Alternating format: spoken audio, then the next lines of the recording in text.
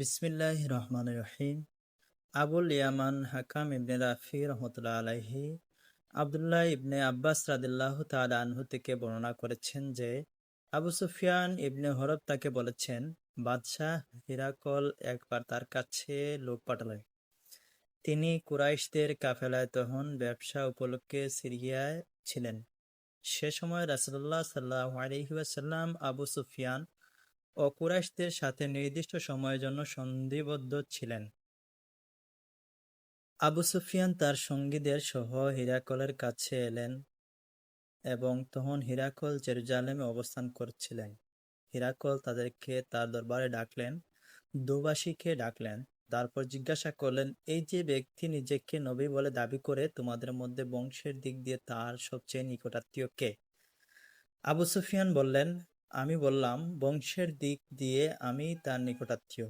তিনি বললেন, তাকে আমার খুব কাছে নিয়ে এসো এবং তার সঙ্গীদেরও কাছে এনে পেছনে বসিয়ে দাও। তারপর তার দুবাসীকে বললেন, তাদের বলে দাও, আমি এর কাছে সে ব্যক্তি সম্পর্কে কিছু জিজ্ঞাসা করব। সে যদি আমার কাছে মিথ্যা বলে, তবে সাথে সাথে তোমরা তাকে মিথ্যাবাদী বলে প্রকাশ করবে।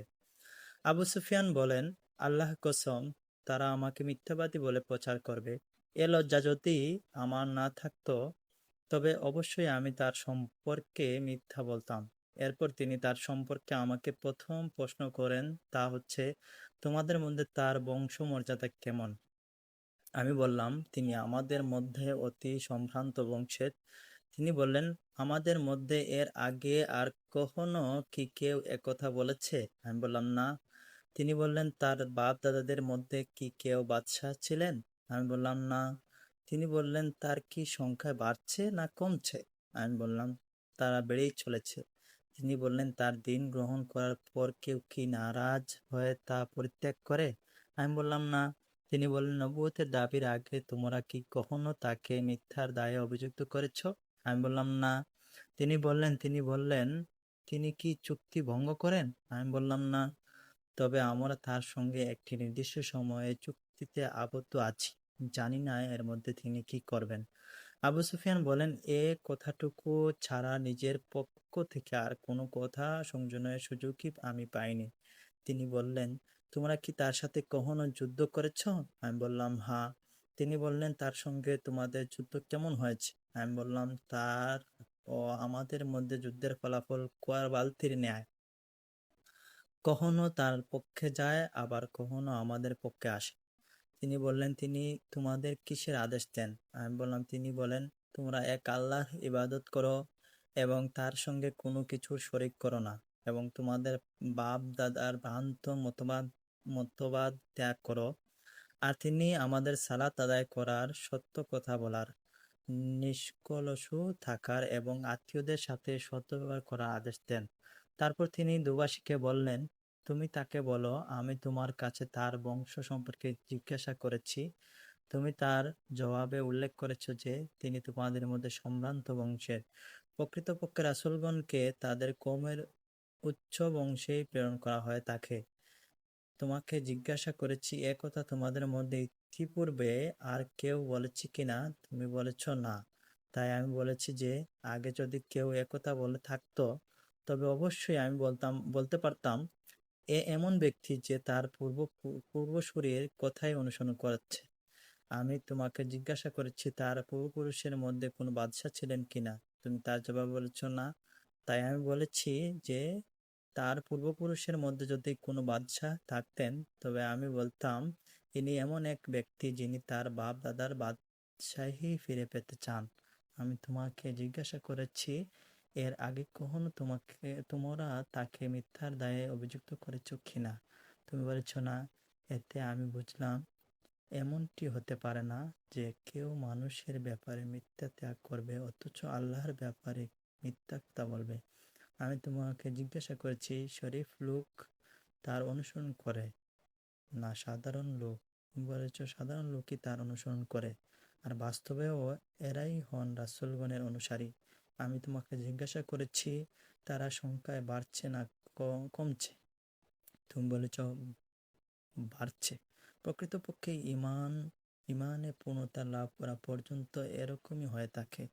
আমি তোমাকে জিজ্ঞাসা করেছি, তারা দিনে দাখিল হওয়ার পর নারাজ হয়ে কেউ কি তা ত্যাগ করে? তুমি বলেছ না। ঈমানের স্নিগ্ধতা অন্তরের সাথে মিশে গেলে ঈমান এরূপই হয়। আমি তোমাকে জিজ্ঞাসা করেছি, তিনি চুক্তি ভঙ্গ করেন কি না? তুমি বলেছ না। প্রকৃতপক্ষে রাসূলগণ এরূপই চুক্তি ভঙ্গ করেন না। আমি তোমাকে জিজ্ঞাসা করেছি, তিনি তোমাদের কিসের নির্দেশ দেন? তুমি বলেছ, তিনি তোমাদের এক আল্লাহর ইবাদত করা ও তার সাথে অন্য কিছুকে শরিক না করার নির্দেশ দেন। তিনি তোমাদের নিষেধ করেন মূর্তি পূজা করতে আর তোমাদের আদেশ করেন সালাত আদায় করতে, সত্য কথা বলতে ও কলুষ মুক্ত থাকতে। তুমি যা বলেছ তা সত্যি তো? সত্য হয়। তা যদি সত্য হয়, তুমি যা বলেছ তা যদি সত্য হয়, তবে শীঘ্রই তিনি আমার এ দু পায়ের নিচের জায়গার মালিক হবেন। আমি নিশ্চিত জানতাম তার আবির্ভাব হবে, কিন্তু তিনি যে তোমাদের মধ্যে থেকে হবেন এ কথা ভাবিনি। যদি জানতাম আমি তার কাছে পৌঁছাতে পারবো, তার সঙ্গে সাক্ষাৎ করার জন্য আমি যে কোনো কষ্ট স্বীকার করতাম। আর আমি যদি তার কাছে থাকতাম তবে অবশ্যই তার দুখানা পা ধুয়ে দিতাম। এরপর তিনি রাসূলুল্লাহ সাল্লাল্লাহু আলাইহি ওয়াসাল্লামের সেই পত্রখানি আনতে বললেন, যা তিনি দিহিয়াতুল কালবির মাধ্যমে বসরার শাসকের কাছে পাঠিয়েছিলেন। তিনি তা পাঠ করলেন। তাতে লেখা ছিল, বিসমিল্লাহির রহমানির রহিম, দয়াময় পরম দয়ালু আল্লাহর নামে। আল্লাহর বান্দা ও তার রাসূল সাল্লাল্লাহু আলাইহি সাল্লাম এর পক্ষ থেকে রোম সম্রাট হিরাকল এর প্রতি শান্তি বর্ষিত হোক, তার প্রতি যে হিদায়াতের অনুসরণ করে। তারপর আমি আপনাকে ইসলামের দাওয়াত দিচ্ছি। ইসলাম গ্রহণ করুন, নিরাপদে থাকবেন। আল্লাহ আপনাকে দ্বিগুণ পুরস্কার দান করবেন। আর যদি মুখ ফিরিয়ে নেন তবে সব প্রজার পাপই আপনার উপর বর্তাবে।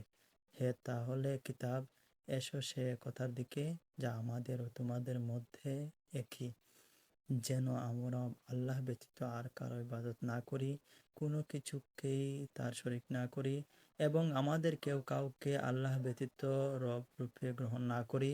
যদি তারা মুখ ফিরিয়ে নেয় তবে বলো, তোমরা সাক্ষী থাকো, আমরা মুসলিম।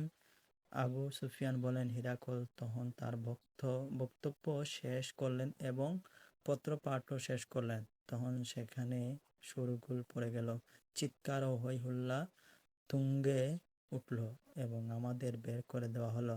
আমাদের বের করে দিলে আমি আমার সঙ্গীদের বললাম, আবু কাবসার ছেলের বিষয় তো শক্তিশালী হয়ে উঠছে। বনু আসফার রোম এর বাদশাও তাকে ভয় পাচ্ছে।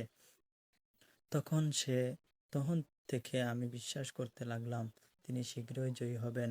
অবশেষে আল্লাহ তাআলা আমাকে ইসলাম গ্রহণের তৌফিক দান করলেন।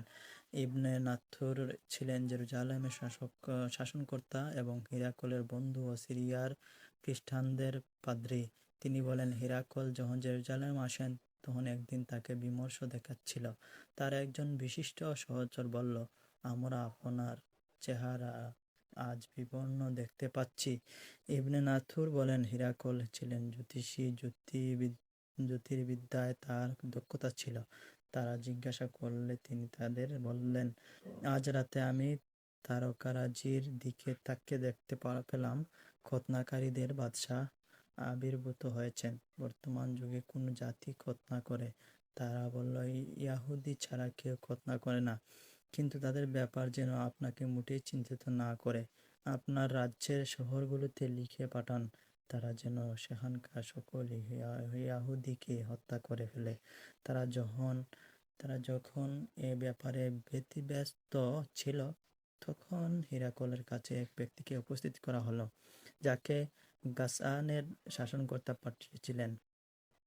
সে রাসূলুল্লাহ সাল্লাল্লাহু আলাইহি ওয়াসাল্লামের সম্পর্কে খবর দিচ্ছিল। হিরাকল তার কাছে থেকে খবর জেনে নিয়ে বললেন, তোমরা একে নিয়ে গিয়ে দেখো তার খৎনা হয়েছে কি না। তারা তাকে নিয়ে দেখে এসে সংবাদ দিল তার খৎনা হয়েছে। হিরাকল তাকে আরবদের সম্পর্কে জিজ্ঞাসা করলেন। সে জবাব দিল, তারা খৎনা করে। তারপর হিরাকল তাদের বললেন, ইনি রাসূলুল্লাহ সাল্লাল্লাহু আলাইহি ওয়াসাল্লামের উম্মতের বাদশাহ, তিনি আবির্ভূত হয়েছেন। এরপর হিরাকল রোমে তার বন্ধুর কাছে লিখলেন, তিনি জ্ঞানে তার সমকক্ষ ছিলেন। পরে হিরাকল হিমস চলে গেলেন হিমসে থাকতেই তার কাছে তার বন্ধুর চিঠি এলো, যা নবী সাল্লাল্লাহু আলাইহি সাল্লামের আবির্ভাব এবং তিনি যে প্রকৃত নবী এ ব্যাপারে হিরাকলের মতকে সমর্থন করেছিল। তারপর হিরাকল তার হিমসের প্রাসাদের রুমের নেতৃস্থানীয় ব্যক্তিদের ডাকলেন এবং প্রাসাদের সব দরজা বন্ধ করে দেওয়ার নির্দেশ দিলেন। দরজা বন্ধ করা হলো। তারপর তিনি সামনে এসে বললেন, হে রোমবাসী, তোমরা কি কল্যাণ, হেদায়ত এবং তোমাদের রাষ্ট্রের স্থায়িত্ব চাও? তাহলে এই নবীর রায়াত গ্রহণ করো। একথা শুনে তারা জংলি গাধার মতো ঊর্ধ্বশ্বাসে দরজার দিকে ছুটল, কিন্তু তারা তা বন্ধ অবস্থায় পেল। হিরাকল তখন তাদের অনীহা লক্ষ্য করলেন এবং তাদের ঈমান থেকে নিরাশ হয়ে গেলেন। তখন বললেন, ওদের আমার কাছে ফিরিয়ে আনো। তিনি বললেন, আমি একটু আগে যে কথা বলেছি তা দিয়ে তোমরা তোমাদের দ্বীনের উপর কতটুকু অটল, কেবল তার পরীক্ষা করছিলাম। এখন আমি তা দেখে নিলাম। একথা শুনে তারা তাকে সিজদা করল এবং তার প্রতি সন্তুষ্ট হলো। এই ছিল হিরাকলের শেষ অবস্থা। আবু আবদুল্লাহ বুখারী রহমতুল্লাহ আলাইহি বলেন, সালেহ ইবনে কায়সান রহমতুল্লাহ আলাইহি, ইউনুস রহমতুল্লাহ আলাইহি ও মা'মার রহমতুল্লাহ আলাইহি এই হাদিস জুহরি রহমতুল্লাহ থেকে রিওয়ায়াত করেছেন। বুখারী শরীফ হাদিস নং 6।